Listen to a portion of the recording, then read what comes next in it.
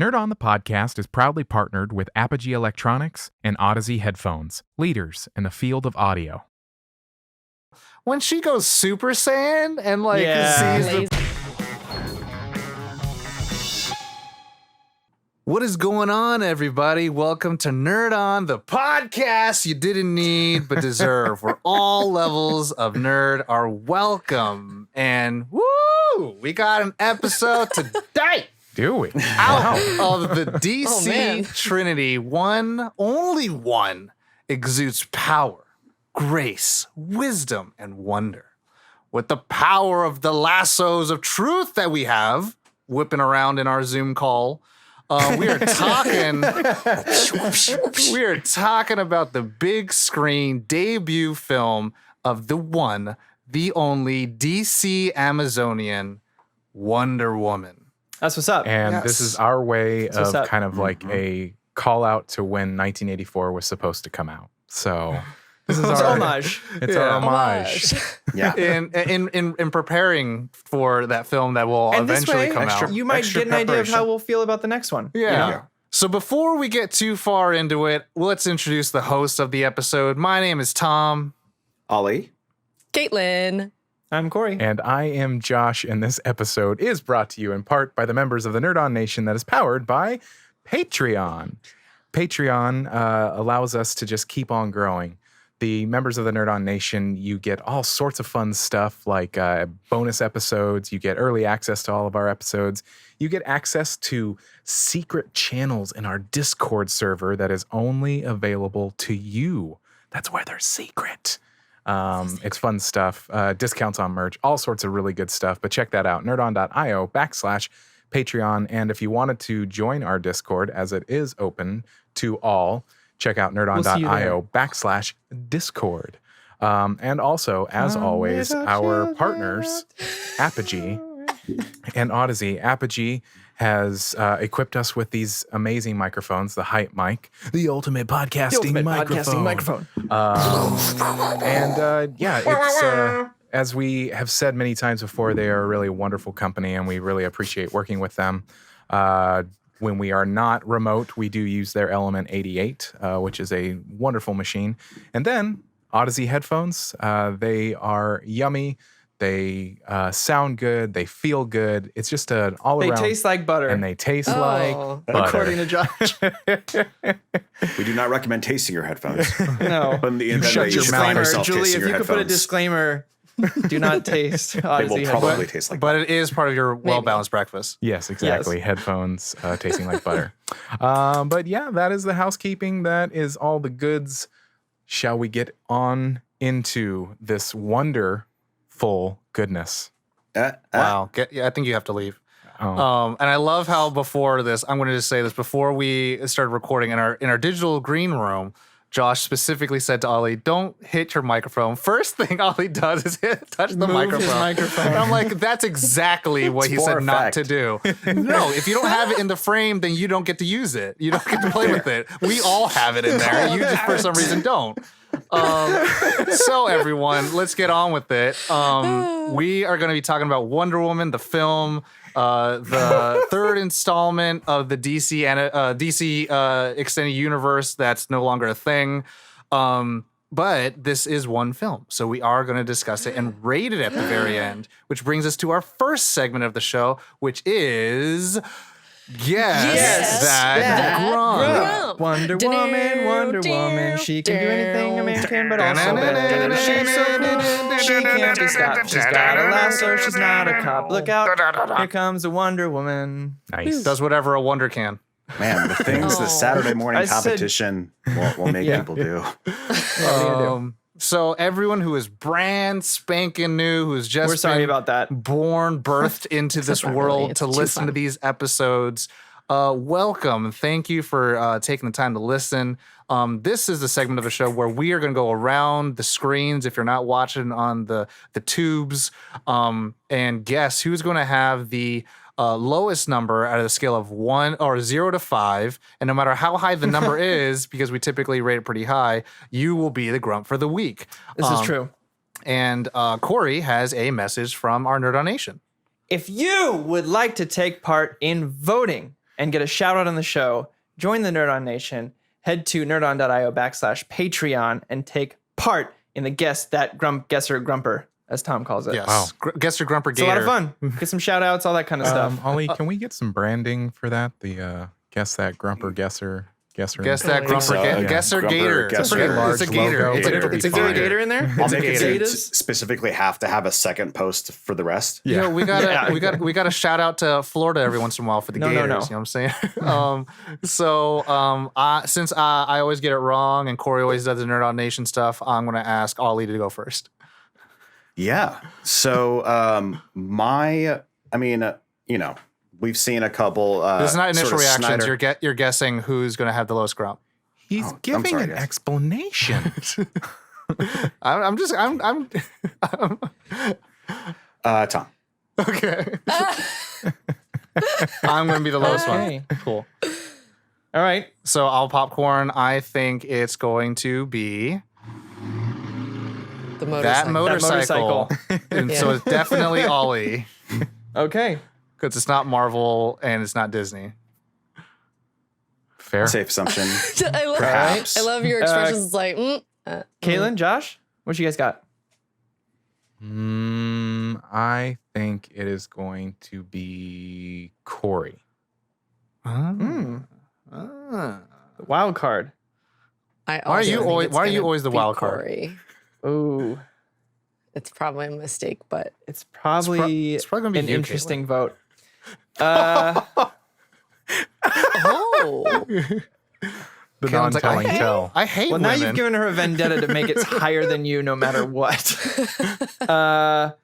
I'll say, yeah, that was going to be my vote. Now it can't, Tom. Thanks.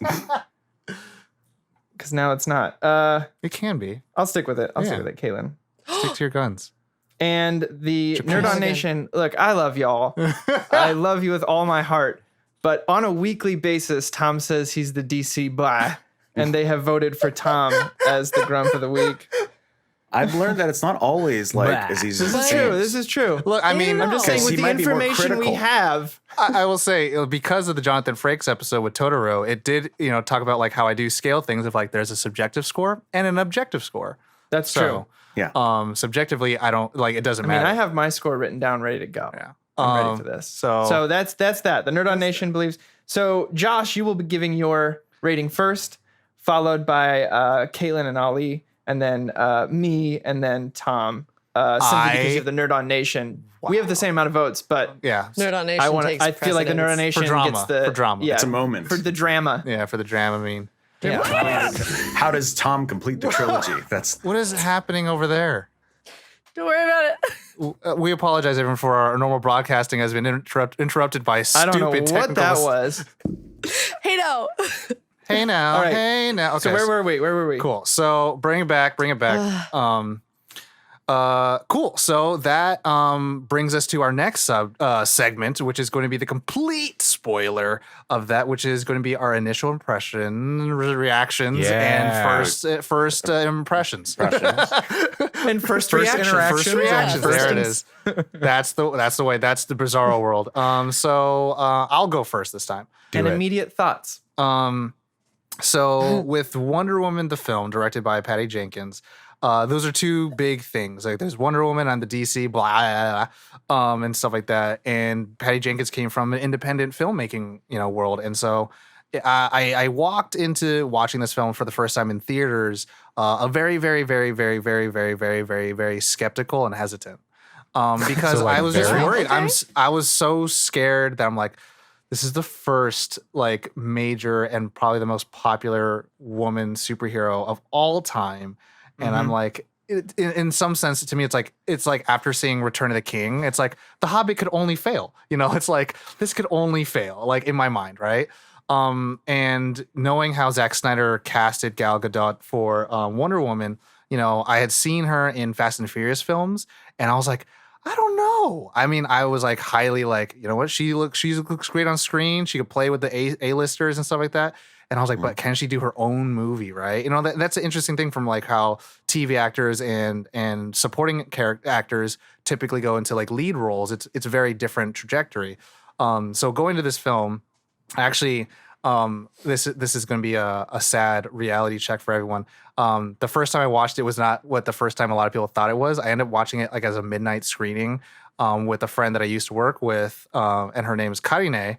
And we watched the film late at night, and then I ended up watching it 3 more times that weekend. Because I was one of those 3 times. Yeah, exactly. And I absolutely loved the film. I walked out, and I think I watched it one more time in ArcLight, and they had like a Dunkirk showing, like a preview of Dunkirk or something like that. And I was like, it was one of those things. I was like, oh my God, like Just compounded it for you. yeah, well, like Warner Brothers knows how to like really kind of just sell their Nolan films. But anyways, Yeah. But Wonder Woman, oh my God, and like you would be introduced to Wonder Woman in BVS, and then so seeing her own film and where it took place, and like knowing that Patty Jenkins was going to direct Thor: Dark World, and then Marvel was like, no, we don't want to make a Patty Jenkins movie anyways. And then like she made this one, I was like, oh my God, y'all fucked up.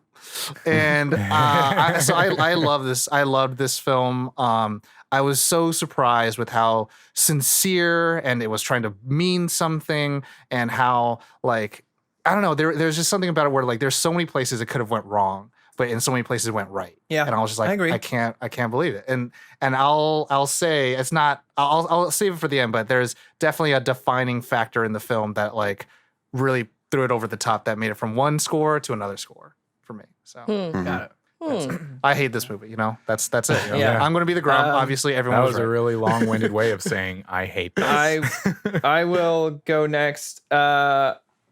I love this movie. I think I chose wrong. I won't spoil too much. I will in our favorite parts section.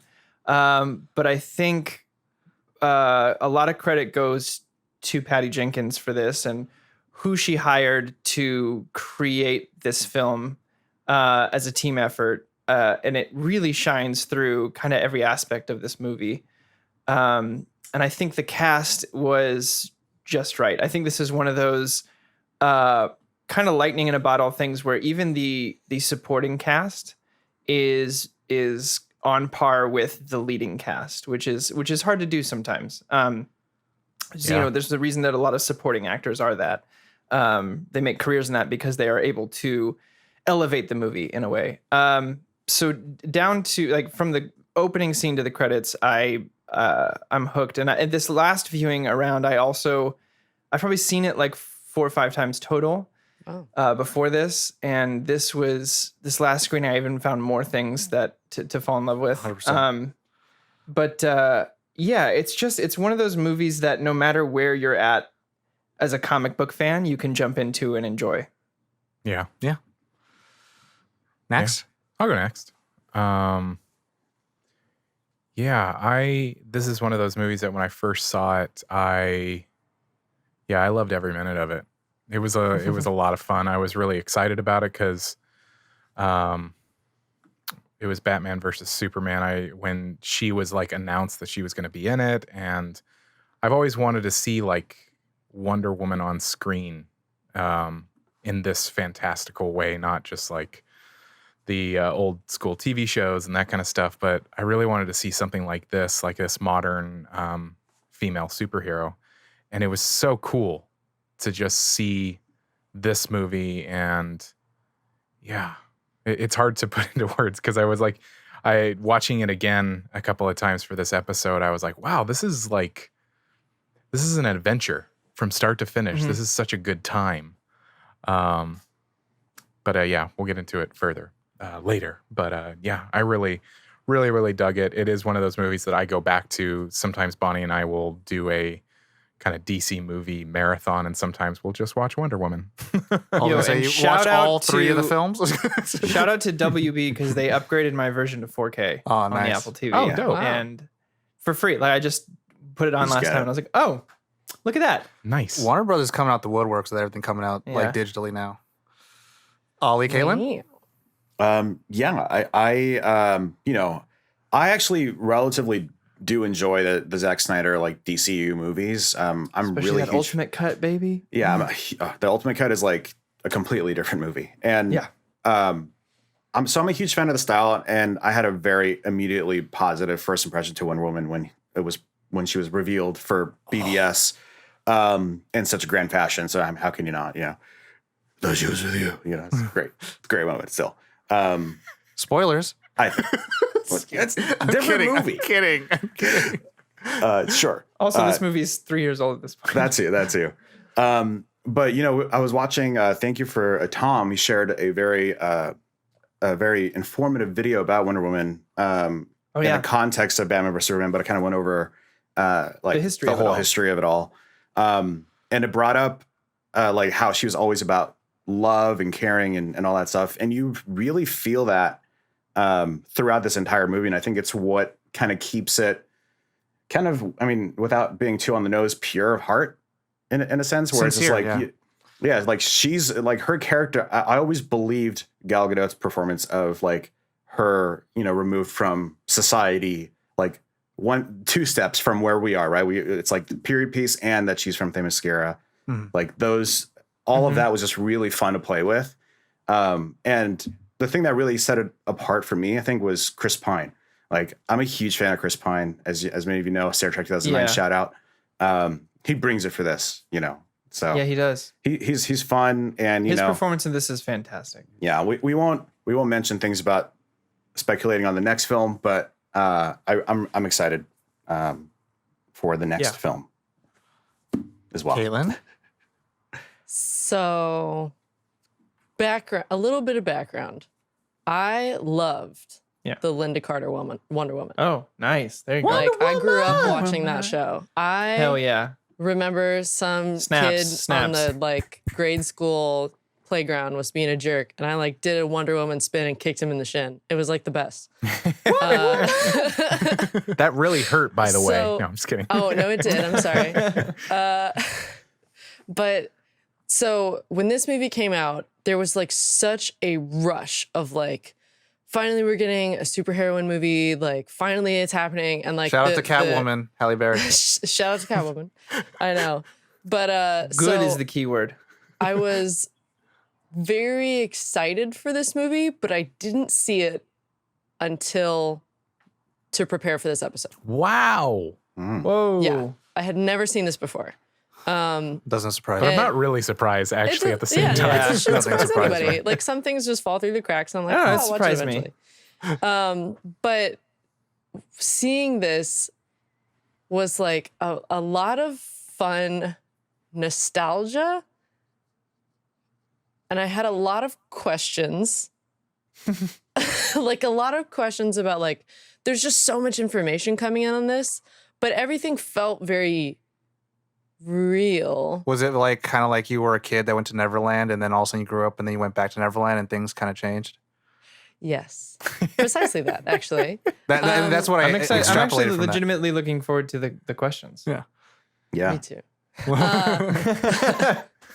But no, there are a lot of things in this that I really enjoyed, and I could feel the like the passion behind certain scenes of getting to do something, but I almost feel like they encumbered them in some ways as well. Maybe Caitlin was the right choice. Not in a bad way. Oh, don't get me wrong. I really enjoyed this film. I just had a lot of questions, and they were putting so much information in that it was like they did a great job of putting in all the information that they put in, but it still left me with like, there are a couple moments that made me go, if you could reword this just slightly, I feel like I would have had all the context I needed. I think you're definitely touching on something that isn't uncommon, I would say. Like there is definitely like some conversation to have about some of that for sure. Yeah. And again, I'm only bringing this up as like, that's what my initial reaction was. I was like, wait, what? Oh. Like I had to think about it a little bit, which isn't a bad thing. Yeah. But overall, I really enjoyed it. So There you go. I So like she didn't like the movie. Oh, damn it. Fuck you, got it. I knew Well, it was coming. everyone, that gives us a little bit of insight of what our ratings would have been like. So now we'll move on to our next 2 topics where we're still in spoiler-free country. And we're going to be doing our brief synopsis and then also our production. And I realized we did not discuss who was going to do the brief synopsis up until I'll this do point. it. All right, Corey, go ahead. Once upon a time, the gods fought, and Zeus created an island of Amazons to protect the world of men. Flash forward, a demigod travels to the world of men to protect them from Ares, while learning that people are imperfect and love conquers all. Dope. That was like 5 hours. Easy. Mm-hmm. And that was You're the done. longest and best one. Sorry, I thought I was gonna have time to swallow the water I took a sip of. No, no. Hurry up. Life moves at you fast. So Jeez. now I feel like that covered it, though. that was perfect. Did. Yeah. That was perfect. You got it. So now our production. My brought to you favorite by part was when Caitlin. you went transfer forward. Did I say transfer forward? I said flash Yeah, forward. flash forward. flash forward.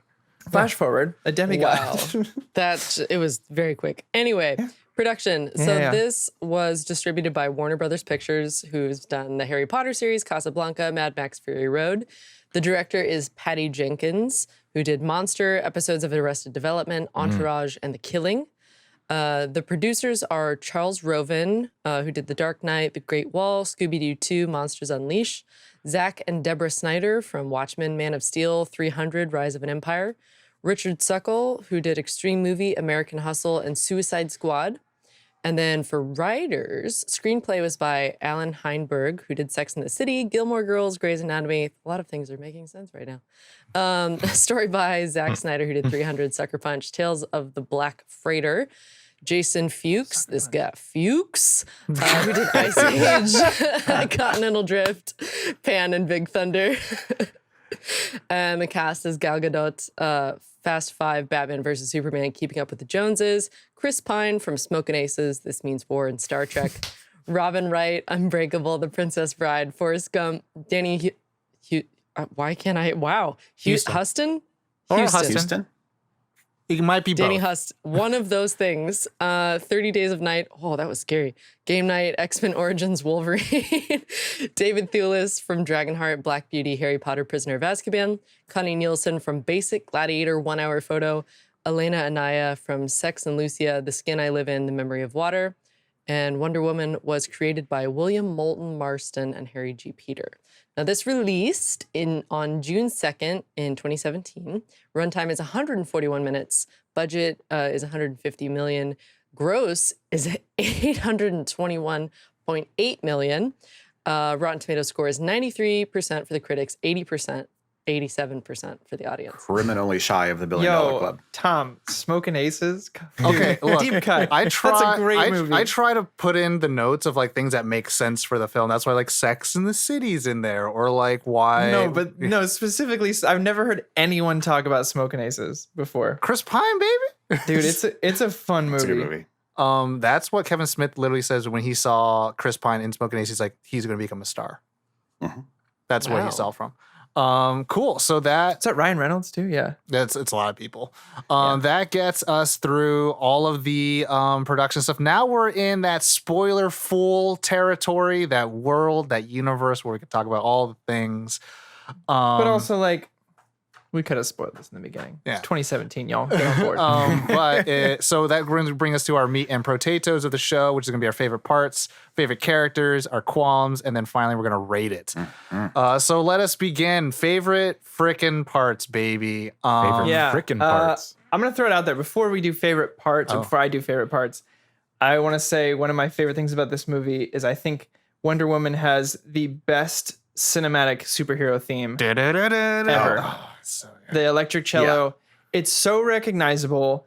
And I really believe this is kind of what pushed Marvel to pay attention to their themes and go, okay, we really do need to get on this because it was such a hit and it's such a recognizable tone that every time it comes on screen, you're like, yeah, something's gonna happen. Something's gonna happen. That's kind of been like the trademark of all DC heroes, right? Like you can hum and do whatever, Star Wars, Indiana Jones, Jaws, Batman, Superman, now Wonder Woman.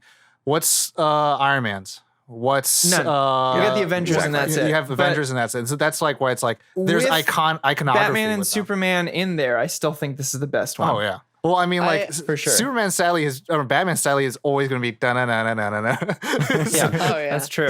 I will say when that fight started, because remember, this was like the first time I'd seen it. And that music has been around for the last 3 years. So when it came on and she was like going around fighting, I was like, oh, fuck yeah. Oh, fuck yeah. This is the effect. An electric cello, y'all. That's brilliant. It's It's so good. I'm gonna. There's the elephant in the room, and I'm gonna say it.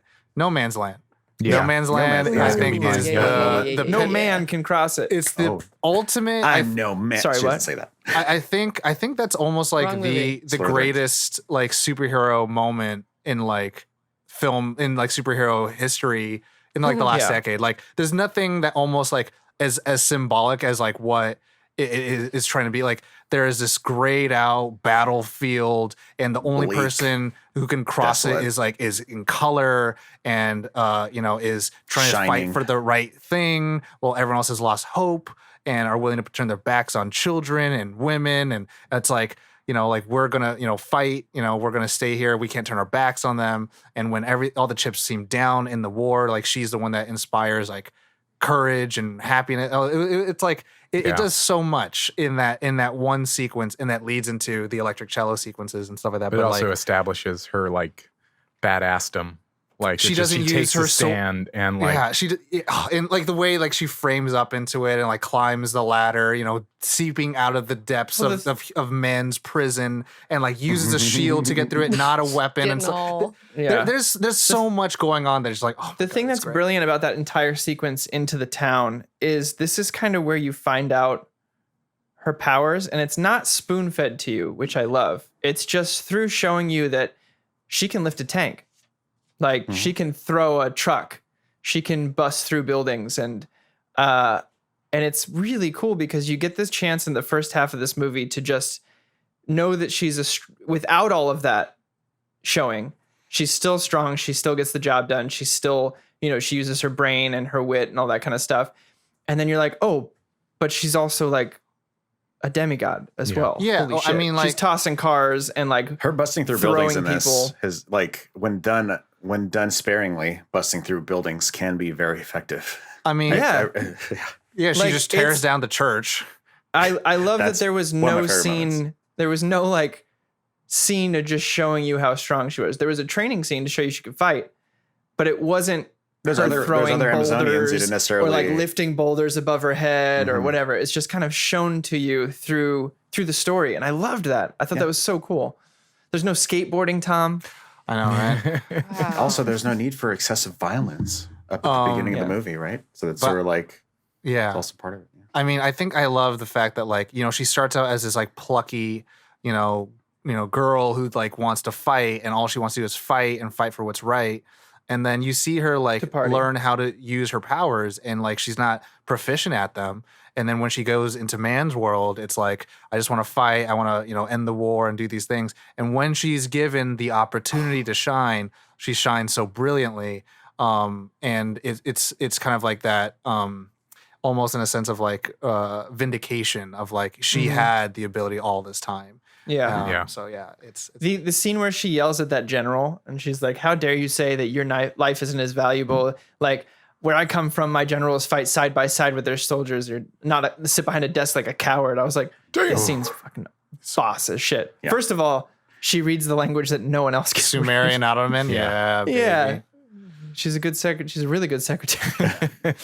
But then just going off on those generals, or when Trevor says to wait outside, and she immediately Goes follows inside. him into Parliament. Not even a thought to stay outside. That's the cool thing where like Wonder Woman as a character, I think that's what thing they got so right was that like she's able to be curious and warm and loving and sincere and A strong. baby. Yeah, and like ice cream and like all these things. You like should be very proud of your achievement. Like I love that like- reference to the comic, by the way. That there's makes a me lot want of to things. just say that to people randomly, like whenever I go into someone's store. Right? You should be You should very, be very proud. Yeah, In the almost like comic, that. if you ever read or watch the adaptation of the comic, she's literally at an ice cream vendor, and this kid drops an ice cream. She's never had it before, and the kid says it's the best food ever. And so she goes up to the guy, and she's got her sword, and she like points it at him. She's like, "I would like an ice cream and one for my friend." And he's like, "All right, lady, that's fine." And she eats it, and she goes, "This is wonderful." And she points her sword again. And she goes, "You should be very proud of this achievement." And Yeah. he's like, It was definitely thanks. a nod to the new 52, which was like really Yeah. cool. They did a lot of cool nods for like the comic book readers.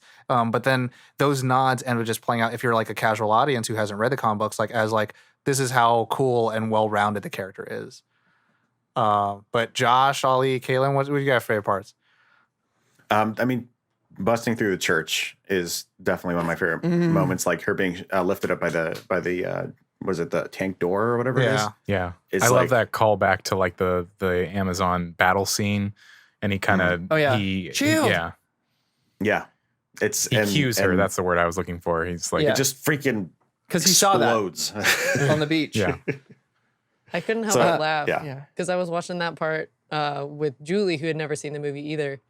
And she said it before I could say it, but I was like, she said, I hope that church wasn't culturally important to this village. I mean, they were all It's an getting gassed action anyway. movie. So I mean, you It's a- separate it's church- a- separate No, church I mean, and state. like is she fine. was trying to protect them for that. They were all enslaved. It's I either you know. lose your church and you're free, or you keep your church and you're enslaved. So what do you? I know.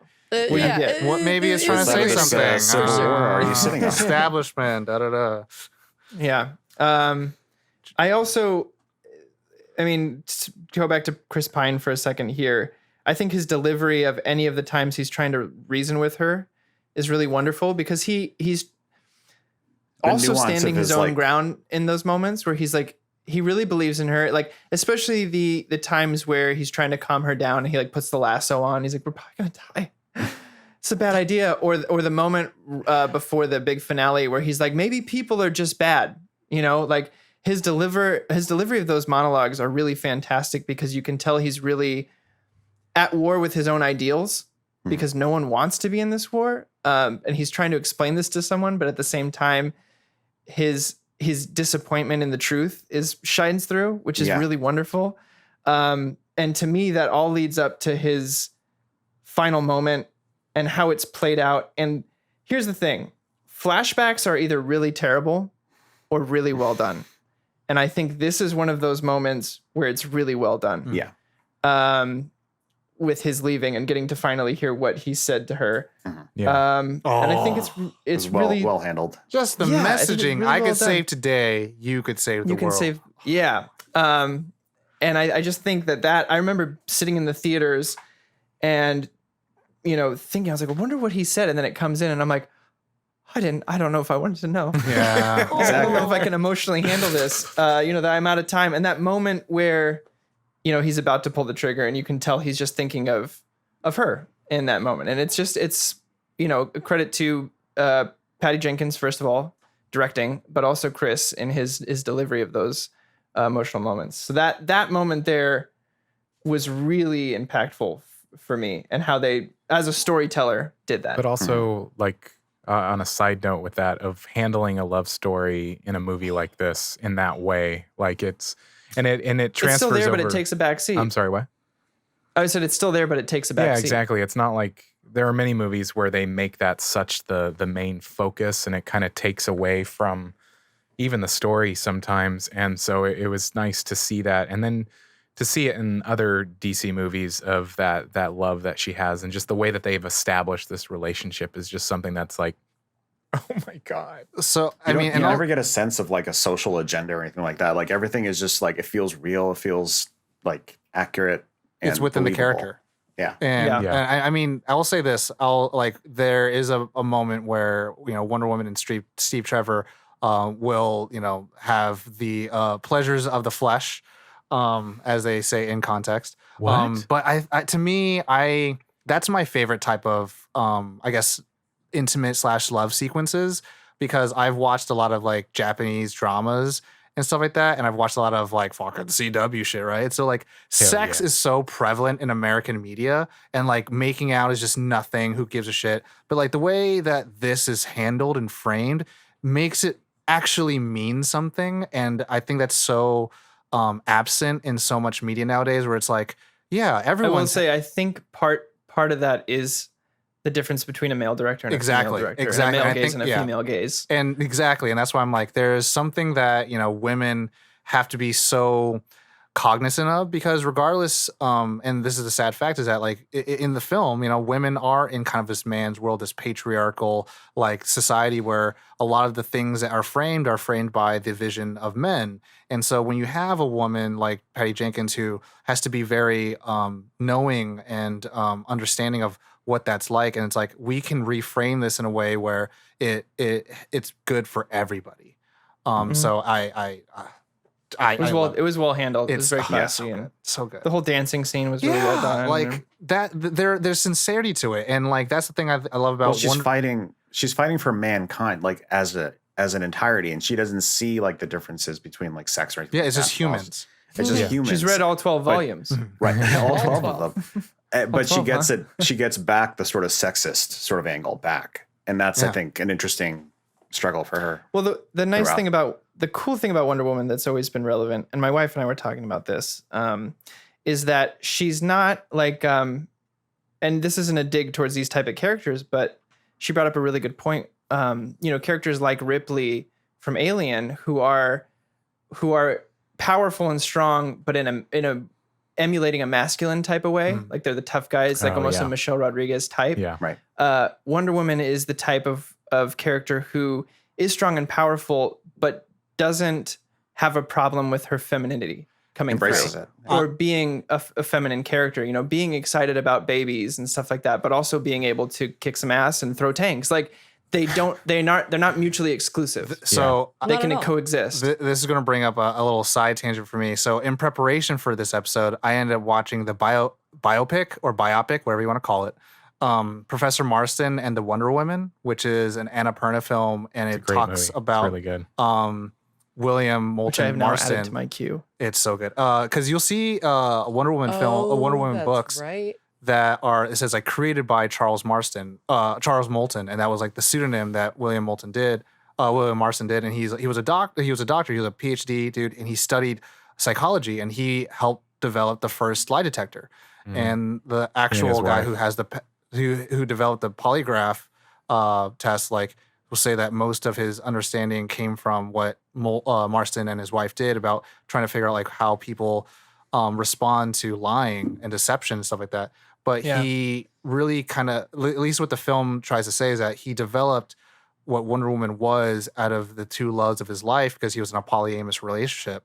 And that his wife was like the just, the strong, the right, the ambitious. She was also a suffragette, so there's a suffragette, and which he supported wholeheartedly. And in the film, I think it's funny because he says like, and also sometimes a grade A bitch. And then the other woman that he fell in love with, who also like mothered his children, was like pure and innocent and serene and curious, but also just as intelligent. And those two women make up what Wonder Woman is, and that's what Wonder Woman. It's almost like, again, like you have Superman who's the alien, you have Batman who's the man, and they're both kind of these pillars of what those societies can be like. What is it to be a refugee? What is it to be a man in wealth? But what is it to be a goddess, right? And so like to kind of have this different, this trinity, as they're called, like they both like represent the alien, the god. Yeah, they both. When I first heard his story, I was like, when I first heard his story, I was like, I wonder where the lasso of truth came from. But then also like if you lie had detector test, if you had the Holy Trinity, or what we can call the Holy Trinity is DC Holy Trinity, yeah, for sure. DC Holy Trinity is like truth, justice, and the American way, right? Truth would be Wonder Woman, justice would be Batman, the American way, Superman. Yeah. And you feel that throughout the characters. She's all about seeking truth and seeking like and love, and break down all the BS. And it's so fitting that this movie is like built around like all this bureaucracy and political like war and stuff like that. It's like just strip all that down and get to the heart of the matter, get to what matters, get to the truth. And that's what she's always like fighting for throughout this one. Yeah. So going back also, to Wonder Woman. shout out to Chris Pine and his acting through the lasso of truth. Yeah. I thought that was one of those telling scenes where I was like, okay, he's got some chops. Spy. I'm a spy. I'm a spy. I'm a spy. Just like how easily he's able to get like so frustrated and like internally conflicted is like he can sell that he knows really what well. he's doing. He's like, what? Why? Because you resisting it just causes pain. Yeah. Right. One thing I really did like too was how Patty Jenkins worked with the costume and wardrobe designer to make the Amazonian armor. because you know it's always been the nerd trope of like, here's the level 97 warrior dude and it's all decked out in huge armor, and then here's the 97 warrior woman and it's a bikini and shit like that, like a two-top, you know, a two-piece. There's that popular tweet that went out that was, you know, comparing the Amazons in Wonder Woman, I believe, to Justice League, the opening of Justice League. And in Wonder Woman, they're clad in armor, you know, it's that kind of armor that it's not afraid to show femininity, but it is practical and it's not over sexualized. And you cut to Justice League and they're literally leather straps. It looks like here and a leather, Warrior their stuff. every single mid range is exposed, which is like all your guts and important parts. Yeah. And it was Ready like, for I just war, want to show you General. the difference between the male gaze and the female gaze. Yeah, it's Funny This is how a that perfect works example. out. it's a big deal, and so like I thought that was so. Which is why I said shout out to Patty and everyone involved. Yeah, Because yeah, it's yeah. every step of the way. This was a group, project to make sure that it was told in a really important manner. yeah. Being the first huge blockbuster female superhero movie. Yeah, and I mean that's the one thing where it's like it felt like, you know, that's the thing about the film, like it almost acts as a little bit of a mirror, instead of like kind of like this, you know, diatribe, like our argument with, you know, the sexes and stuff like that. So it felt like Wonder Woman is for everybody, and like everyone can learn from her. And like the one thing I really loved about what Marston tried to emulate with Wonder Woman was that like he really believed that like if women were the ones in charge of the world, they'd be like, we'd have peace. Yeah. And like he was like and that's the thing where he loved like the ideology and understanding of what women were much more than because of what men were, but he understood like But through his studies too. Yeah. It wasn't just an ideal. he had. It was like, disc study. he's Yeah. like, I got fucking data to Yeah, back and this up. so that's the cool thing where it's like, you know, he's like Wonder Woman could be the best of everyone, where like we shouldn't be afraid to love and to be, you know, all these things. I was like, and so this I'm not film gonna just say I wouldn't be about that. yeah, and so yeah, going back to Wonder Woman, like this movie just does that in such a good way. But I mean, I will say like, I think a lot of people give crap to the last act of the film because it's like CGI fight. But I will say for someone like me who's like a big like Dragon Ball Z fan, and I know what these characters can do. When she goes Super Saiyan and like sees the Lasers. flames, This for me is one of my favorite moments. with the lightning electricity gauntlets going around, And I was like, I just liked it when she said, And she's just like, "No!" oh, and then just that. exploded all the shackles. I was like, this is going to be fucking metal. I love the reveal of the God of War, like when he's like in full armor, like in the He does all the flames pieces and come- like 2 fingers. Yeah, the way that he does, I'm like, Oh, that Ares. was like super badass. mm. So I will say this too. I watched the first time I ever saw David Thewlis ever, and I've said this before, Dragonheart. Dragonheart. And that motherfucker is an evil Yes! bastard. And so when I saw him, I was like, Works. he evil. Like even after watching all the Harry Potter, I'm like, he evil no matter what. Ever since I was There's- like, no, he evil. I'll be love honest, him. I didn't. Yeah, Well, me too. So I think he has the voice. So him as an actor can play Ares. We'll talk about, you know, it's not really, I don't even know if I want to call this a qualm, but he as an actor can definitely do it now then. play do it Ares. Yeah. And the only thing I have to point out is there's one shot in this movie where it cuts back to a flashback of him like in prison, and he has yeah. that like very Mustache. British mustache I on. know. I was it like, cracked me up like so you almost want him bad. to you were roll it, like- 99% of the way there. Well, would you Well, have look- preferred them to CGI it I out? was gonna say, like, no. then you get Well, fucking no, I Justice mean, League with shave it. Come on, like, you know, schedule it so it's the last thing you shoot. So you, You shave don't, it. I don't know. man. Like, there's you never know, man. there's ways to make it like not that. I think I've or make after it a full watching beard. that. Make it a full beard. Watch, and you can yeah, hide there it. you go. That's a good one. But watching that Pony Smasher video essay about problems in movies has changed my perspective on film forever. It was, thing it is was that- just the combined that it was also like I have to go back and look because it's been a couple weeks, but like it was it like perfectly groomed too and stuff, and he's like supposed to be in a dungeon, like in prison. Yeah, that, Well, I think he was just shot I'll agree down. That Just did, shot down, That okay. did throw me off a little bit. Since That was the it only was thing, like, but it's that mole in the neck thing. It's yeah. Just Yeah. real quick, just because it sounded like we're moving to qualms.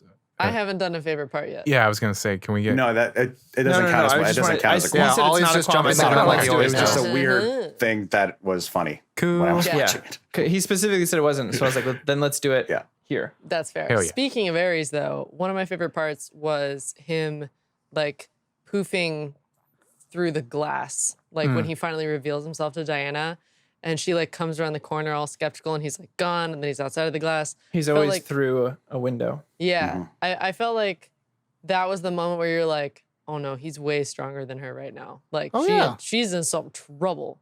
That was really cool. I super enjoyed that. And also my other favorite part, which I feel like it's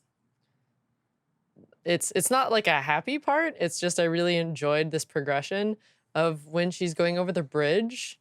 And then they get the ice cream and it's like a good time. And then they go over the bridge. And then she starts seeing all the amputees.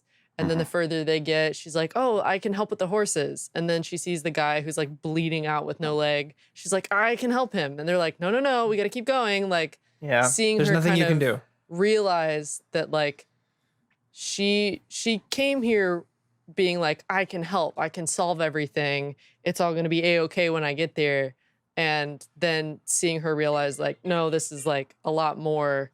Yeah, it's the Also, that reality. mom Yeah. and daughter Setting being the and- final straw of being like, that's it. Well, no, I can't take this anymore. that gets like permeated through to the last to the last sequence where like after Danny Houston dies, they're like Ares is dead. Like we don't have to fight anymore. The general's dead, and then it's like maybe we're just bad. You know, maybe we may not deserve it, but we need it. Well, And even like, Ares says it while this ambulance goes by. Yeah. Even Ares says it. He's like, I didn't start a war. Yeah. They did that. No. I gave them ideas. Yeah, and and the- what they did with that idea is their own free will. And the entire time in the movie, he's just talking about an armistice, but he understands like I'm the god of war, and I always know that peace never lasts. And I was like, that's Right. and so I mean that's the thing where I was like, this film actually tries to have these discussions and talk about things Yeah. where it's like, yeah, like it's a Because sad. killing Ares doesn't fix everything. Yeah, and I'm like, oh, that's so good, and it's almost kind of like what really kind of shakes everyone is like seeing the sacrifice of what everyone's done, and then that is such a an interesting thing that happens in war where it's like people who have fought, you know, like can say like even people who have served understand like the gruesomeness of it and know to like kind of like okay, put the guns down. There's no need to fight anymore. I'm like, oh, it's so good. It's so good. Josh, did I hear a Yeah. favorite part from you at all? It was hard because many people said my favorite part, so it was like a Okay. yeah and that. I mean, what I will say is, let me just get his name right. Ewan Bremner. this is kind of a part of favorite Trainspotting? characters, but he plays Charlie, and I just Oh, love him. Yeah. Spud. Spud. Yeah. Yeah. I mean, I just Mhm.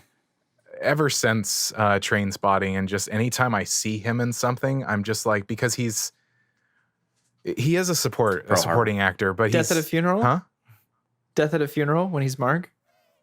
Yes. Fucking asshole, but it's such a different, he's great. Anyway, continue. It's so good. I love him as an actor, and so when I'm watching something like this, it's like this is way different than Train Spotting, kind of. But Mhm. I love his story. I love the way that he portrayed this troubled person that has a gift for death, but is such a loving, wonderful person and loves joy. Just wants to sing Who will sing for us? I was like, and he He's got has this PTSD, like strong yeah. PTSD. So it's I mean, honestly, the crew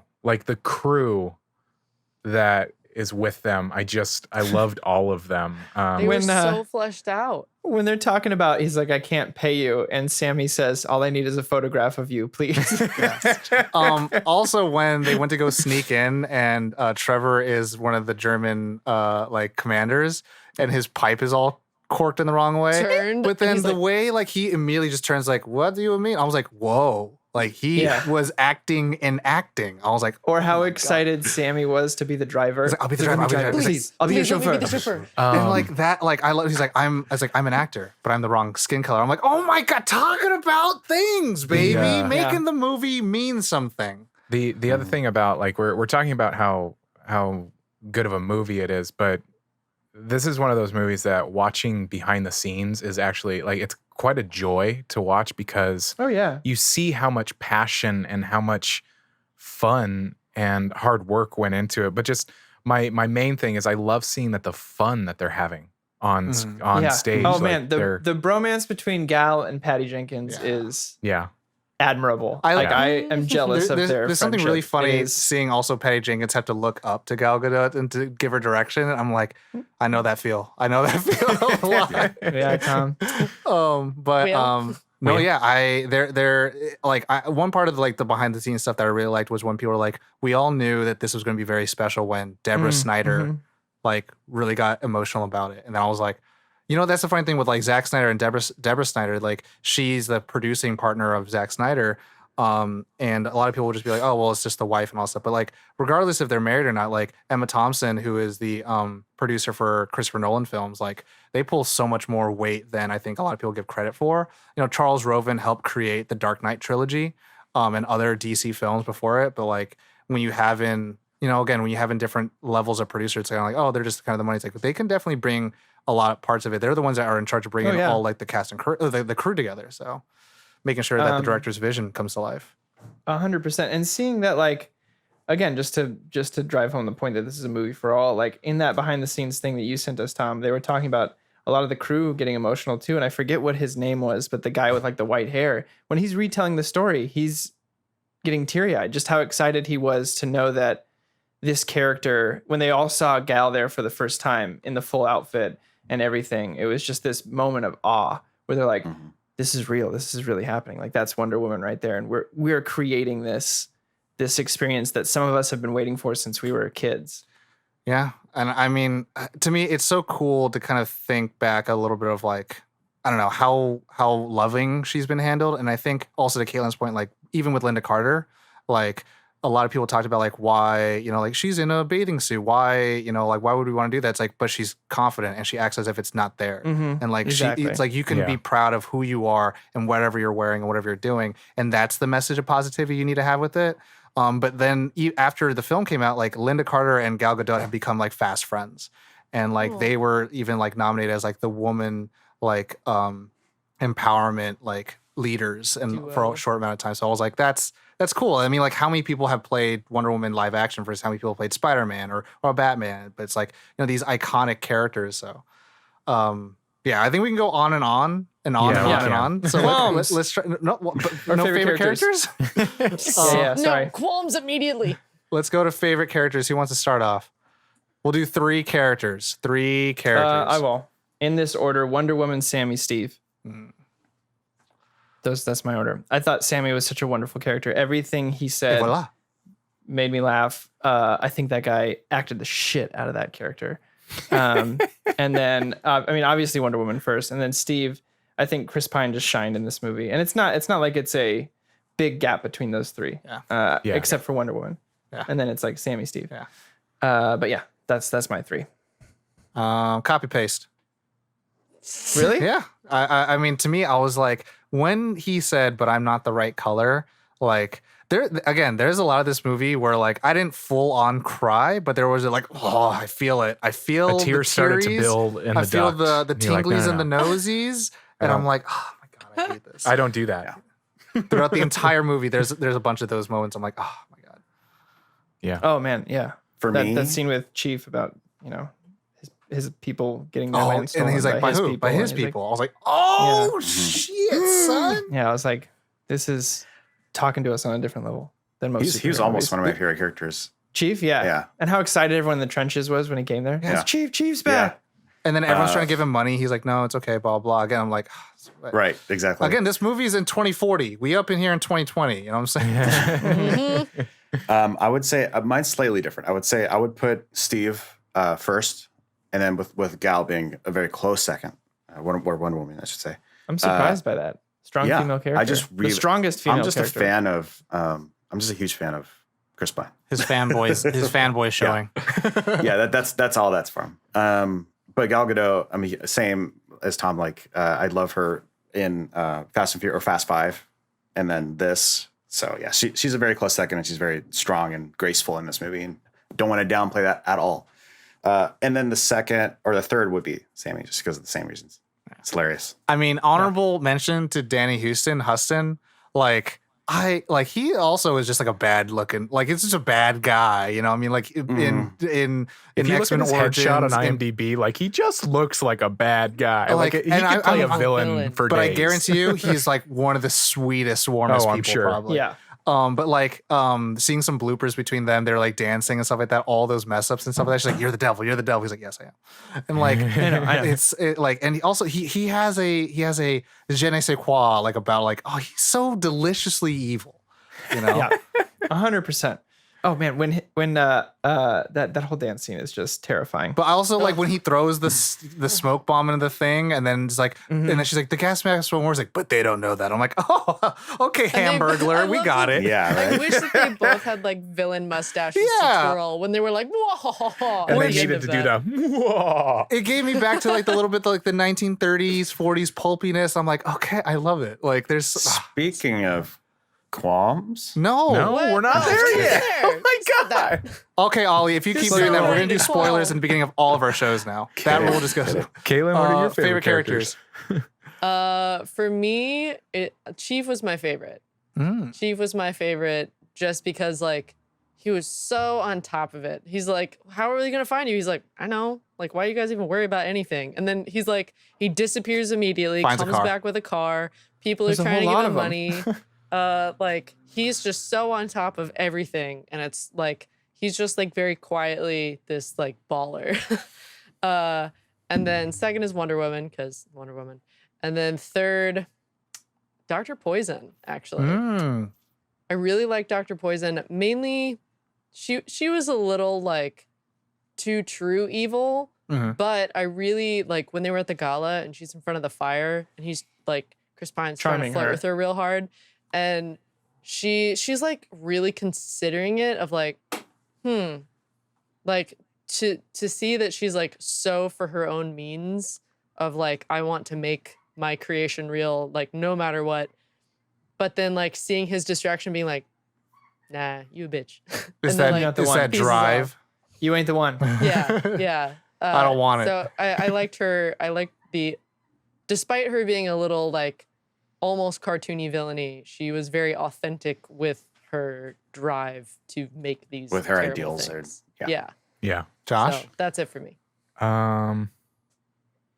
Mine would be Wonder Woman, Steve, and Charlie. the thing is about the Fanboy. crew, like the three together to me are like one unit to me. They're almost They're a a Scooby character gang? of their own, but I have to pick Nope, one. No, I know what you're doing. No, you can't do it. I know. No. Yeah, Charlie. Okay. I'm gonna pick So Charlie. Charlie? Yeah. Okay. All right. All right, Ollie, now your favorite fucking part. Qualms. So Great. ready. So ready. that was a joke that flew over everybody's head. Don't worry. But anyway, ratings. No. Good job. Good job. All right. Okay, Qualms. keeping it to 2. Let's go. Who's got it? I've got I'll start. Mine's very small. Okay. It's just that exact same qualm that you already brought up, Tom, that people are going to say. Just a bit too much CGI at the end. And it made the fight underwhelming to me until the last few moments where she starts winning. And then you're like, oh, damn, this is really exciting. I'd say, well, actually, I'll put it this way. Oh. The first bit of the fight and the very end, the middle becomes very blurry to me just because there's so much CGI fire. There's so many large pieces of earth getting thrown around Metal and that shards. it's, and this is my own bag. I've talked about it in many episodes before with like Ready Player One and stuff. My brain just starts going like, none of this is real. It all starts looking like clay. Oh. Yeah, everything starts looking, and he had this moment where he was in his suit where I've heard it referred to as floating head syndrome when the suit is CGI. It happens to Tony Stark a lot Yeah. in the Marvel Oh movies. my God. In where Civil they move War, and their it's head so is bad. doing this because they're CGIing frame by frame this suit on him. yeah. So there's a couple moments where Ares does these things with his hand and his head's like floating around a little bit. And it just reminds me again that it's like, oh, it's CGI, it's CGI, it's CGI. Huh. Yeah. I guess I just So- didn't notice that, but that like that's I second I mean, that. I mean, you once might you know be- about it. Yeah, I mean, you know about Kayla, it. you might be more like not like it doesn't hurt you as bad. yes. when you watch yeah. it. Doesn't bother me. But for me, Yeah. the As much. CG is, when there's so much CGI on screen, it just Yeah. Makes I sense. stop paying attention a little bit. Yeah. Second- do you have a that second makes one? sense. Nope. Josh, I heard you. I will say that I used to have a qualm, and it was about her costume.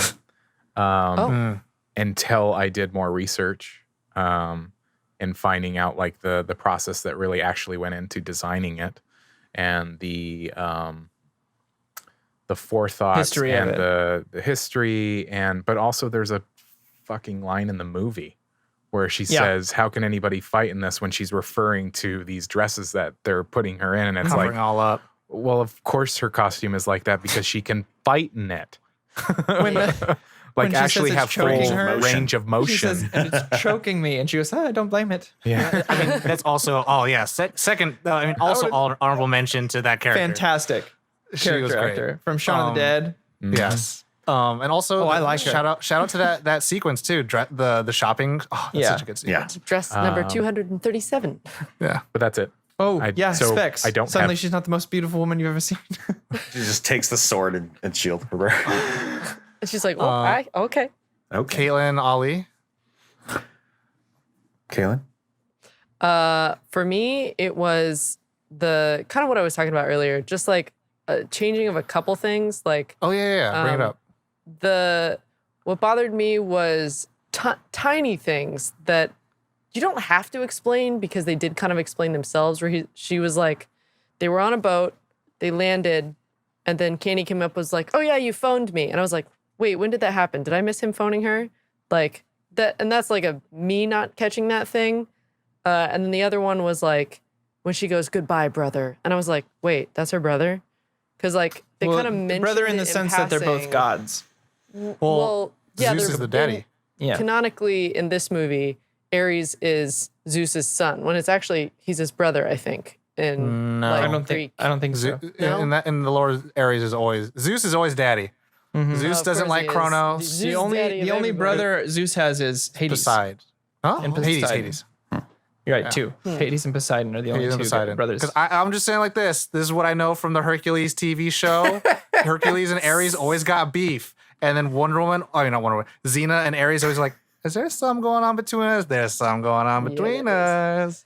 So. But there wasn't like a big, I don't know, when he was appealing to her to try and be like, mankind is ruining all of this stuff. Like I wish that there was like a single line thrown in of like, we as gods, as family, as something. Like it would have given that like goodbye brother some kind of more emotional impact. Well, I think because it kind of like hit me out of left field. It's implied from the beginning of the movie when she's telling her that Zeus gave her life, that she's like Amazon Jesus. Right. I'm just saying that like a lot of things are implied, but No, I mean like, it's said.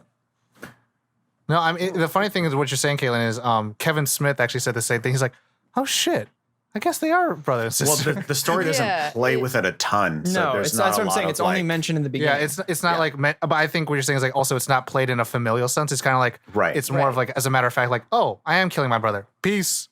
yeah. There's like Gotcha. other things to worry about in their conflict rather than the fact that they're siblings. Right. And that kind of ties into like I'm not saying it was a bad thing because like it took like maybe a second of thought to be like, oh yeah, that was a thing. Like they did bring it up. Oh yeah. But there was just so much information in this movie that it felt like some of those little moments could have been really impactful, but they just like the build up to it wasn't really there. Unless you were like not to glued to say- the screen, you're like not Unless catching you were it all. glued to the screen the entire time. Not to Like say that how I wasn't. always Which I am. was. Yeah, okay. But no, it's funny that you mentioned that because I think, have you ever heard the term blood is thicker than water? Yes. Right. So that's like a common phrase of like, only half family of it. over everything. Right. But the Yeah, yeah, actual term is supposed to be that blood of the covenant is thicker than water of the womb. And so that the blood you make on a battlefield will always override the Family. familial ties because those are the people you bled with. That's where the bond is. And that, I think that kind of plays into like even this family bond. Like I should try to spare you and save you as my brother. No, Steve Trevor, Chief, Charlie, Sammy, those are my boys. Yeah. That's my family. And that's kind of the impact that I was missing from that goodbye brother. Like that, like Maybe and if that's, there's like you're no the brother to me kind of penultimate thing. example of that. If I can pose a hypothesis, I was gonna hold off on the inevitable Marvel being that guy and making the Marvel comparison, but I missed the train with Corey's beautiful rendition of the theme song earlier. You're always that earlier guy. in the episode. But the thing that I took away from this was that like DC is they're more interested in like building out the facts of their universe, kind of like placing the pieces. At least it seemed like with this movie, versus like a Marvel movie where they would like play a little bit more fast and loose, and they'll just like change like the backstory to make their narrative like tighter or whatever. In Right. the sense of like, this is part of the important lore for the Wonder Woman character. It just happens to sort of like it's sort of like they had to pick which conflict to write into, it seems, and kind of leave those other pieces for the future or not, or whatever. So like those pieces of the lore are just kind of like sticking out sometimes, and I think that can be distracting and it can catch you off guard. I've fallen victim to it. It's kind of like comparing, like, I think in a sense where it's like in comic book history, Black Widow and Hawkeye have like had a long lasting romantic relationship and a friendship afterwards. But then in the MCU, they've only like, they're just friends. Nothing ever happened between them. Right. He's a good guy. And it's like, they could have had that, but then, then you would have been like, well, they're talking, or she's flirting with Hulk. Why isn't, his character? Then that would have complicated that story more. You know what I mean? I think the tough thing is like kind of like the toe of the line, because how many times have you heard, well, that's not that character?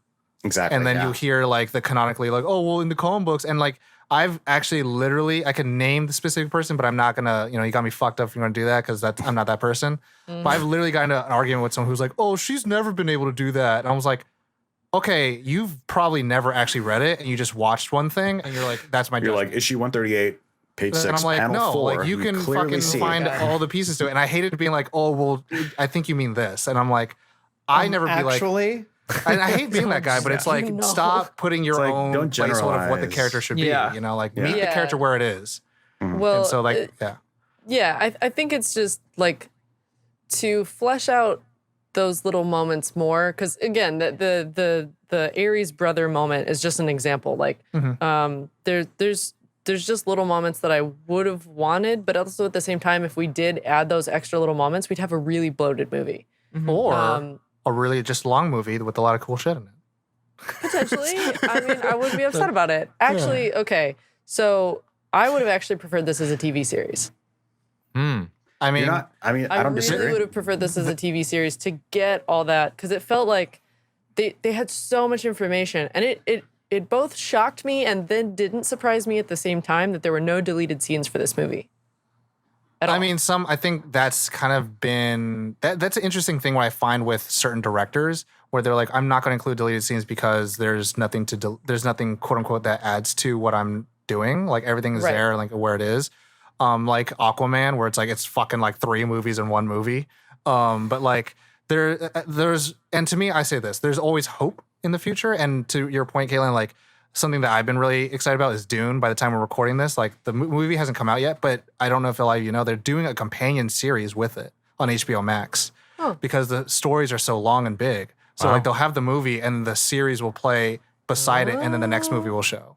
And so like cool. That's super cool. But like with Wonder Woman, to me, all superhero characters probably do better in TV shows because it's about character development. It's about long form storytelling, which I've said it, and not in the detrimental way, that's what the MCU is. It's just a TV series. The Infinity arc was just one series. And then so you had just episodes that led to it. And so it's an interesting thing. Ollie Qualms? He's frozen. Uh-oh. Where'd he go? Oh. There he goes. Was it me? No. Yeah, you're that was frozen. Oh, okay. So Ollie, do you have qualms? Of course you have qualms. I have the big CG one is mine. So that's my second one is Corey's. But it sort of also leads me to like that infamous, thing of a notion of like the third act isn't as good as the rest of the movie or whatever. And for me, I had to think about this for a while, because I was like, why do I have just such a positive experience watching the first 2/3 of this movie, and then why do I have just super generic experience up until, of course, the moment with the two characters, their fateful moment there at the end. But and a lot of it is CG, but it's also not just the fact that it's like CG or a floating head, but like I don't necessarily feel that it earned that conflict. It's sort of I feel like we went through the whole movie learning about like, oh, it doesn't take some supernatural force for people to be shitty. It's like, this is just how mankind is. And she's learning that, and she's understanding that through watching like them level a village and all this stuff. And then not that it necessarily takes away from that impact, but it lessened it ever so slightly for me when Ares was real. No, all of a sudden. I 100% get that, because the thing is, the film is trying so hard to say that Wonder Woman is going to be the end-all solution to stop the war. And then you actually have like almost the real thesis of the film of like, no, men can just be bad. Which And is then still they there and it turn still works. They turn it on its head and it's say all, like, it's no, all actually, Ares. That's his whole MO. Yeah, is that they are bad. yeah, that and they just turn it where it's gives like, him a push. well, Ares still exists and he's still a bad guy. So here's a CGI fight, which Right. actually I've seen Patrick Willems talk about that with Winter Soldier, where it was like talking about like they're talking about like the government works against Captain America, but then it's like, oh, it's actually Hydra, so fuck it. So it's like, Well, it's like interesting in it's a like, it world kinda where I gets wonder dropped. if like that happened, but then the entire scene took place in that little cubicle, in that little security booth, where if they just talked it out or something. Like, I wonder if I would have found that infinitely more interesting and compelling to watch, because they would be diving into those ideals more than just like throwing metal at each other. Like, that was the only thing where I was like, okay, we're in that CG fight now to resolve this conflict, unfortunately. And we talked about it a lot on this show, where it's like what action scenes and musical scenes do is pretty much like it's when words can't move anything anymore, and it's kind of like the conflict, the physical conflict between characters, and the fact that like she was kind of propped up to like, I'm going to fight Ares. It to me, I think it kind of feels almost the other side of the fan service of like, I'm going to see a fight. Like, you can't tell me that was the fight. And so, I mean, there are the people who are like, want to have that subtextual conversation of like, how do these conflicting ideologies like battle each other? I think the best one is probably Daredevil versus Punisher in season 2 of Daredevil. But like how this played out, like I think a lot of people are like, I want to see a super powered fight, and so yeah. Well, it's like I wanted her one or the truth, other. her knowledge, her seeking of truth and love to be what defeated Ares. I mean, to a degree, it still is, right? That would have been too buttoned The whole up, but- fight, the whole fight is Ares saying that he wants to destroy all of mankind because all of mankind is inherently evil, and what she's fighting for is people are imperfect. Yeah. But there's still the other side of that coin is just as much evil in the world. There's just as much good, and love is actually a stronger thing. And Which you get to do. You do get to see at the end, which is they all survived this crazy god fight, and you see Germans and Chief and all of them being like, "That was fucking nuts." You know what? Let's be humans for a minute. So I for was me, so confused contextually, when the that fight made sense. I just wish this scale. Yeah, it was like Or not as much fire. You know what it was? It generally is just the fire everywhere that took me out of it. Like, because I'll be honest, like the CGI fight on Titan is not as hard for me to watch simply because you still have a landscape, you still have a background, you have an idea of where they are. there's a sense of orientation. Right. And I lost that in the middle of that fight until the very end where she breaks out of the shackles and It's interesting because character wise, Wonder Woman's always been like, between Superman, she's the one that kind of grounds him and be like, this is the reality of the situation. And then to Batman's like, it doesn't have to be this way. It could actually be better. So like she gets to play both sides of like, I can whoop all the ass, but I also can love all the ass. Yes. Yeah. So is that all your qualms, Ollie? Yeah. Okay. Other than that, and like, I didn't love Too. Just two. the villains. Like the other evil just two. villains, Dr. the war Poison villains. and, I didn't love. I thought it was like 12% too I much guess it's cheese 3. on it. Kidding. I took one of his, so it doesn't count. For me, Got you, Ellie. I think actually the spottier CGI to me, when you have like a full blown a fight, all CGI doesn't affect me as much. But it will, like the third scene's like, yeah, there's a lot of fucking fire, kind of almost for no reason. I get it's supposed to be like hell blazy, hell looking like, which is like Gods. cool, fine. But I actually like some parts other than that where it was like baby Diana falling down or jumping off. I'm like, it could have been a little better than that. And those are the kind of qualms that I got. I'm like, it could have been better. It could have looked nicer. And that's the thing with like Snyder CGI. I don't know what he does. He has like the MSG of visual effects and just makes it better looking. Just that little just secret seasons sauce. it, shakes a little in. No, to me, I will say this: no one in the superhero filmmaking industry can do the same CGI fights that he can do. I don't get it. I don't understand it. Like he just makes it visceral. He knows when to use a slow mo. Like some people say he I uses have an too idea much, why. There was a lot of slow mo going on. but like I think he cares about the art of his frame. Yeah, I mean, and he makes it look iconic. Which I mean, there's a lot of iconography in this movie too. But like that's one thing I'm like.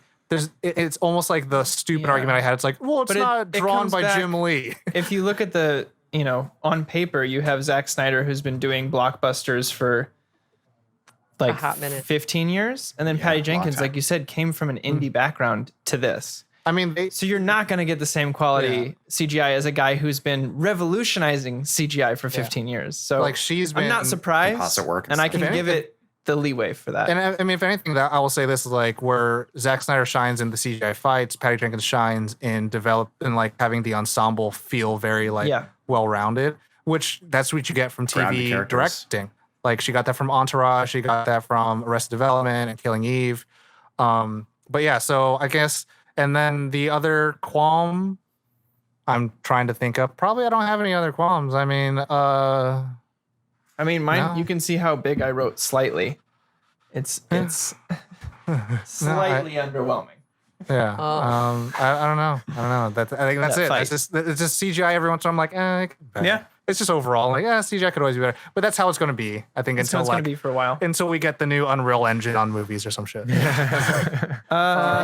Can moving I on ask to a little, rating. Little Huh? Yes. question, though. Yes, Caitlin, About- please. Charlie. I feel like he had. bit my They set finger. him up for an. Oh my God! Wow, throwback. Right? I feel Yeah, like you they set dab. him up for an arc, kind of like a story arc, and I don't fully understand what the resolution of it was, and maybe it just went over my head. Because it set it up like he's got PTSD, he's a bad shot, he's like He's not a singing, bad shot. He's a or like his he's affected by PTSD his, prevents him Right. from doing it. Yeah. yeah, sorry, wrong words there, but like so he's got PTSD, and then they get the village back, and then he's singing again. And then we're kind of done with all that, and then he Yeah. can shoot again. So Is that, his like, resolution is after that first village. So his opening scene, he talks about basically no one's good. It's easy to kill people when you can see them. So when it comes to it, and he actually helps a group of people change the tide of war and do something positive for an entire town, I think it shows them that everything he's been doing up until that point isn't for nothing. That's why he's able to sing again. That's why he's like, I haven't heard Charlie sing in years. He's at peace finally with his actions, because it's not just murder for the sake of murder. Yeah. Yeah, I was going to say Okay. war doesn't have to just be death. Like it can be Yeah. about helping those in need. And I think that that's what he really wanted to do. If he, Yeah. I mean, not that anybody wants to go to war, but this No. person is going to war because yeah. he's required to. And I guess he just didn't see that as an option. You know what I mean? Like sometimes you don't see it, and then Yeah. all of a sudden a weight is lifted when you're like, wait, That's I what I got don't from it, have at to least. kill somebody. I can help somebody. It's a little Yeah. filling in the blanks and all, but like that possibly could have been the first time he got a picture taken for a good thing. You know, like Yeah, it's those that's kind of true. things where it's like he's with people that, you know, he's Genuinely now, care about him. genuinely Because when he care couldn't about take the shot, they were like, it's okay. It's all right. Yeah. And also people actually are still alive to thank him for what he's done. Yeah. Yeah. Where like when you're in, sadly true In the war, like trenches. our vets are definitely not thanked enough for what they do. Mhm. And like they're just continuing like, all right, go kill people. All right, come back and go to society and not kill people. And it's just like that shell shock of like Yeah. not being able to do those Yeah. things. So I think Okay. that was the arc. And then after that, he realizes that by doing these things, they can save a lot of people. And also, I mean, just for the fanboy, if Gal Gadot says, but who's going to sing for us? My arc is done. My arc is done. I'm done. So, I mean, what arc, Oh, that's what me. arc do That's you what I'm need? going to sing. And I'm scene. saving that. Like someday, if you feel as though you're on some story arc, I'm gonna get Gal Gadot to be like, "Who will sing for us, Tom?" I'm Yeah, like, then I'm you'll not be the singer. complete. That's Corey, but okay. And I'll go, me. Saturdays, 2 p.m. But so let's move into ratings. Yeah. Ratings. Who's So first? Josh is first. Okay. I am first. Dead air. Dead air, baby. Hard ellipses. Well, It changed, huh? No, it didn't. I've been really struggling with this one because I've been trying to really think about like what my rating is, and I enjoy this movie so much, and I can rewatch this movie so much that for me, there's nothing that I would change. Like even the CGI, I'm kind of like maybe a filter goes over or something like that. I notice some of it, the but it fire doesn't out. affect my experience, I guess. Unreal Engine. Yeah. Yeah. So your rating is? I'm gonna give it a 5. There it is. I'm gonna go ahead and give this one a 5. Josh got a 5. Let me write that down real quick. Okay. Wow. Would So you say you now like the it's movie? Caitlin or Ollie. Ollie. I am gonna give it a 4.5. Might be right. Caitlin, what you got? I'm gonna give it a 4.6. Might be right. There was just some more Bob. finesse and things that I feel could have been in there. Not to say that this wasn't an incredibly efficient movie for how much information they put in, and I love all the characters. Having But said all that, I'm being extra hard on it. But I give it a 4.9. oh, I think this is as close to. I think this is the best DC movie that I've would seen agree. since the original Superman films and maybe possibly The Dark Knight. But I think this is the most hopeful I've felt at the end of a DC movie. Mm-hmm. And for me, that's always been a very DC. When I've read the comics, they've always given me that like people like Wonder Woman and Superman, you get that bit of hope at the end of that because that's their message is love, compassion, and hope. And so leaving the theater, I was like, don't worry, we got Wonder Woman. So yeah, 4.9. The only thing is that middle of that fight. That's the only thing I would change. Dope. For me, also, I didn't shout this out. One of my favorite things about the film is the repetition of whenever there's a moment that happens within Diana's life, she looks up into the sky. I fucking love repetition and motifs that's just not in movies nowadays. And when they're in, then I'm like, that's how you know it's a good movie. And I'll say this: when watching this movie, I didn't realize how much I really loved this film. And it actually makes me retrospectively want to go back and re-rate everything else because it all actually go down like a point because of this film. I agree. 100%. And so, but that being said, I will give it a 4.9 as well. Subjectively, it's like a 20,000.5. You know what I'm saying? Like, it's so fucking good. And everything that's trying to be, and it does so well. Sticks the but- landing. As they say. Objectively speaking, I'm like, there are things and I'm like, I would have wanted that, but like to me, I think those are just struggles and constraints of time and stuff like that. But no, I will say that to Corey's point, yeah, I think that's the one thing I'll say is this, I think, is the most accurate superhero character on screen. There's nothing that touches it. Not one character on screen, MCU, DCU, Image, and that shit ever come close to like how true this version of Wonder Woman is to the comic book, and it does it in such great fashion. And I'm like, you win, you fucking win. Like everyone else is like just their own version. It's like, but like this is the version. Like this is the source material. Like you want new source material, the movie's now the new source material. Like that's how That's cool. how I think it's such a good adaptation of what the comic book is. Yeah, I agree. Right there with you, man. So Ali, Grump, I was no right. Nerd on Nation guest.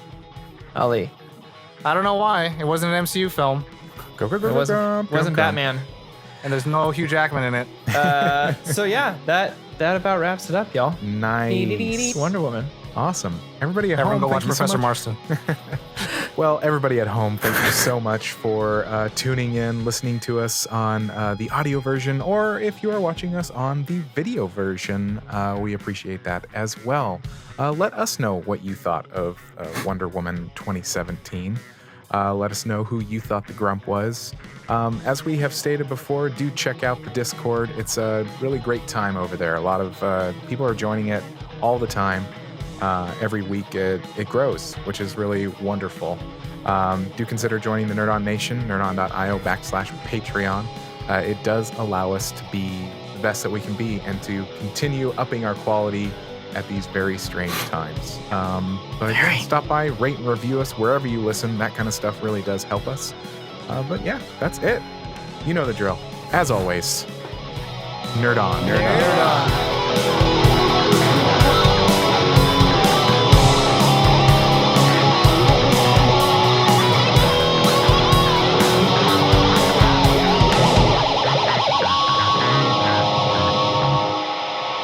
Ending broadcast. We're not clapping for golfing. We're clapping to sync. So as loud as fucking possible. That I tried. I never want to hear how Caitlyn could beat me up like you just ever went- again.